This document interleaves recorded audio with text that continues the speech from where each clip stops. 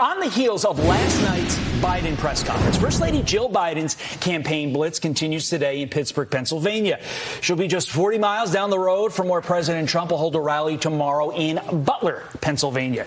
Here to talk about all of it, two Pennsylvania voters. Rich Chupka is a Pittsburgh business owner, and Kale Ogunbor is a campus Reform correspondent and Penn State student. They both join me now. Thanks to both of you for being here. Let's start with last night, shall we? Rich, do you think that any undecided voter in your state watched Joe Biden last night and said, you know, that inspired me to pull the lever for Joe?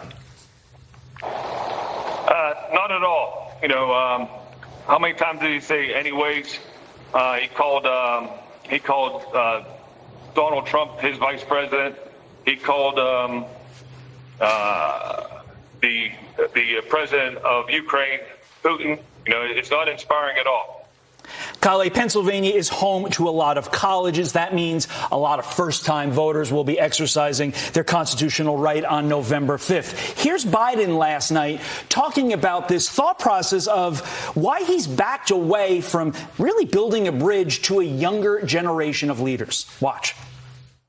What changed was the gravity of the situation I inherited in terms of the economy, our foreign policy, and domestic division. Most presidential historians give me credit for having accomplished more than most any president since Johnson and maybe before that. Kale, are you buying that reason for Joe Biden hanging on to dear life to this campaign? Basically, is Gen Z looking at Joe Biden and saying, you know, that's a historic president who's doing some historic things? I'm totally sure that that's what nobody in my generation is saying. I think President Biden is historic, probably for the wrong reasons, given his most recent debate performance. Ultimately, the president also joined TikTok thinking that was going to woo over my generation. But we are smarter than that. We realize that most of the people who are our age cannot afford homes. The economy is not the way it was pre-COVID.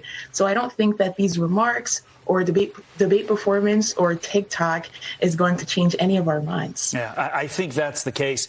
I talk to a lot of young people. Nobody's like banging down the door for Joe, whereas there are some people that are pretty passionate about Donald Trump. Let's focus on the future now. We got a couple campaign stops in your great state, the Keystone State. Rich, do you know anyone going to see Jill Biden out of your community, your friends, your family, your neighbors?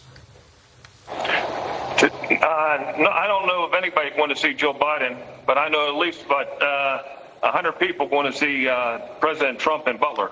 100 people? Would you consider your area where you're from there, in and around your neighborhood, to be overly conservative, or is it a bunch of just independent folks who are looking for an answer, looking for some guidance as they try to pick our next president? No, I'm in the south side of Pittsburgh, which is very liberal. And the people I know are that are going are mostly conservative and, you know, blue dog Democrats. Interesting. Kale, Jill Biden is in Pittsburgh. Let's be real. The reason she's there is to try and get some of the inner city minority vote for Joe. Will it work?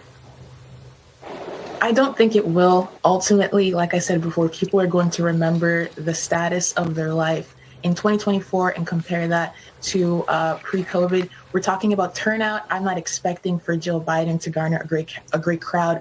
Governor Newsom was on the other side of the state this time last week, and barely 100 people showed up. Ultimately, I'm just expecting pandering to whomever happens to be in the room, be it Gen Z, Hispanics, Black Americans, you name it. Interesting. Kale and Rich, such a fascinating perspective. Quite frankly, we talk about a lot of states that matter. Pennsylvania's kind of the one that matters the most, because if Joe Biden loses Pennsylvania, this thing's over. Have a great weekend to the two of you. We'll check back in with you. Meantime,